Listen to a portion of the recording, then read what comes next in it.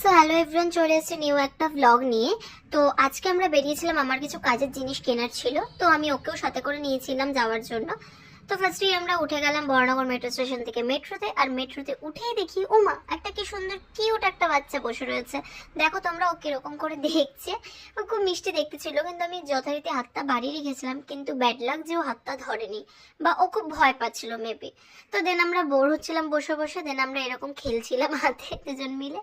Park street নেমেই দেখলাম এত ফুল, দেন দেখা হয়ে গেল সাডেন কথা সিরিয়ালের যে মা হয়েছে কথার, তার সাথে। তো গিয়ে তার সাথে একটু কথা বললাম আমরা। দেন আমরা চলে গেছিলাম আমার যেটা কেনার ছিল সেখানে, আমার কিছু কাজের প্রোডাক্ট কেনার ছিল, তো সেই স্টোরে আমরা চলে গেছিলাম।